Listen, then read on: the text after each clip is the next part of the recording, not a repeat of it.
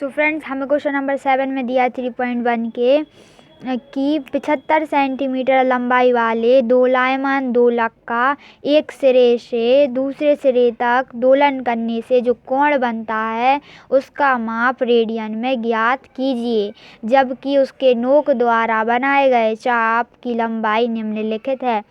तो सबसे पहले तो इसमें एक वर्ड आ रहा है दोलायमान दोलक, जिसका मीन्स अगर आपको पता नहीं हो तो आप क्वेश्चन को समझ नहीं पाओगे।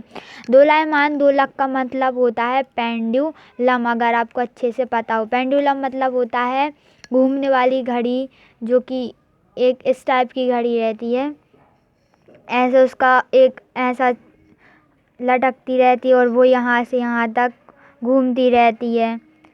ये घड़ी रहती है पेंडुलम, इसको बोलते हैं पेंडुलम, जो कि हम अक्सर देखने को मिलती है, घरों में भी लगी रहती है। इस घड़ी को कहते हैं हम दोलायमान दोलक।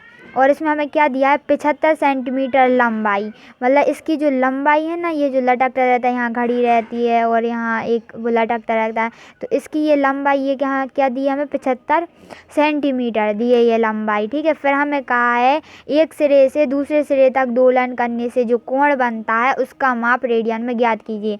अब एक सिरे से दूसरे सिरे मतलब कि वो यहाँ से कभी यहाँ जाती है कभी यहाँ जाती है, तो मतलब जो यहाँ से जो कोण बन रहा है ना इस चाप द्वारा, वो हमें कोण रेडियन में ज्ञात करना है। अब ये चाप कैसे बन रहा है, देखो ये वो दोलन है, अब वो यहाँ ऐसा घूम रही है, ऐसा घूम रही है, तो अगर हम इसको यहाँ से मिलाएंगे ना, देखो ये चाप द्वारा एक कोण ही तो बन रहा है, ये कोण हमें रेडियन में ज्ञात करना है। और अगर हमें पता है यदि कोण हमें ऐसा बनता है कि चाप द्वारा कोण बनता है, तो हम कौन सा फॉर्मूला लगाते हैं, हम फॉर्मूला लगाते हैं थीटा बराबर L/R, हम यही वाला फॉर्मूला यूज़ करते हैं। अब इसमें हमें देखो, इसमें हमें 3 कंडीशन दी हैं। यदि मतलब कि नोक द्वारा बनाए गए चाप, नोक द्वारा मतलब ये उसकी नोक है, इस द्वारा ये चाप बनाए गए हैं, इसकी लंबाई हमें दी है। एक की लंबाई है 10 सेंटीमीटर, एक की लंबाई 15 सेंटीमीटर, एक की लंबाई 21 सेंटीमीटर। जब इनकी चाप की लंबाई अलग अलग है तो मतलब 3 दोलायमान दोलक होंगे, मतलब 3 पेंडुलम होंगे, 3 घूमने वाली घड़ी होंगी। क्योंकि अगर देखो ये एक है तो ये 10 सेंटीमीटर तक चाप बनाएगी, ये दूसरी जो घड़ी है पेंडुलम की वो कितना 15 सेंटीमीटर तक बनाएगी, ऐसे जो तीसरी है वो 21 सेंटीमीटर तक बनाएगी चाप। तो हमें 3 कंडीशन में लिखना है। सबसे पहले तो हम ऊपर लिखेंगे, चलो हम इसको सॉल्व करते हैं। अब हम इसको सॉल्व करते हैं, देखो सॉल्व माना नहीं दिया ही है हमें। सबसे पहले तो हम दिया है लिख देंगे, दिया है हमें क्या दिया, दोलायमान दोलक की लंबाई दी है, दोलायमान दोलक की लंबाई, देखो लंबाई कितनी दी है हमें 75 सेंटीमीटर लंबाई दी है। अब ये जो लंबाई है ना ये तीनों के लिए सेम है, जो दोलायमान दोलक होंगे पेंडुलम होंगे उनके लिए लंबाई सेम रहेगी, मतलब L सेम रहेगी। बाकी इसकी जो वो है चाप बदल जाएगा। और जो थीटा है हमें पता है, अगर हम इस फॉर्मूले से थीटा निकालेंगे तो ये हमेशा काय में निकलता है, ये हमेशा रेडियन में ही निकलेगा, और हमें काय में चाहिए, हमें भी रेडियन में ही चाहिए। तो बस अब हम इसको सॉल्व कर देंगे। सबसे पहले हम पहली कंडीशन रख दे रहे हैं, पहली कंडीशन हमें कि 10 सेंटीमीटर के लिए सॉल्व करना है, तो 10 सेंटीमीटर के लिए हम सॉल्व करेंगे तो फॉर्मूला लगा दो थीटा बराबर L/R।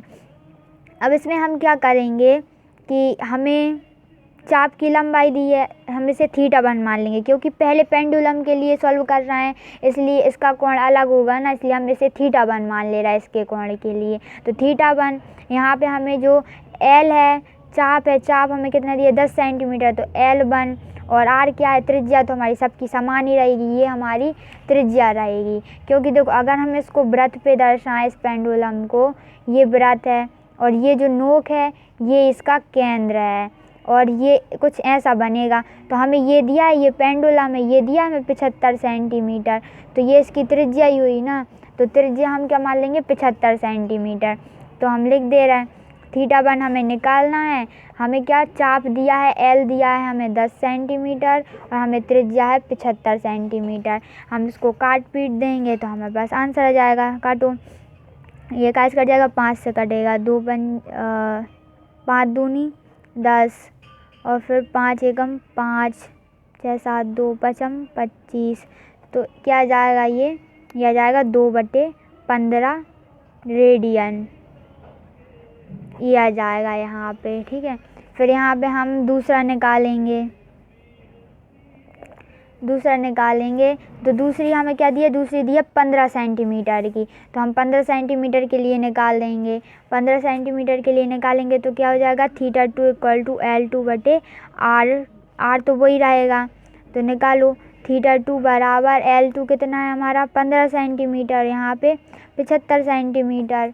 तो अब हम इसको सॉल्व कर दे रहे हैं। 5 तिया 15, 5 तिया 15 और ये तो नहीं कट जाएगा, 5 एकम 5, 6 7 2 बचेंगे तो पचम 25, मतलब 3/15 रेडियन। और भी कट जाएगा, 3 एकम 3, 3 5 15, मतलब कि ये कितना आ रहा है, 1/5 रेडियन। ठीक है, अब तीसरी कंडीशन हमें क्या, 21 सेंटीमीटर के लिए। तो 21 सेंटीमीटर के लिए लिख दे रहे हैं हम ऐसे। 21 सेंटीमीटर के लिए हो जाएगा ये θ3, क्योंकि ये तीसरा है, L3R वही रहेगी, और θ3 = L3 कितना है हमारा, मतलब कि चाप की लंबाई कितनी है, 21 सेंटीमीटर। 21 सेंटीमीटर रख देंगे। हमारे पास क्या है, त्रिज्या क्या दी है, 75 सेंटीमीटर। इसको हम काट देंगे, कितना हो जाएगा, 3 से कट जाएगा ये, 30 आते 21 और 3 दूनी 6, एक जाएगा 3 5 15, मतलब 7/25 रेडियन।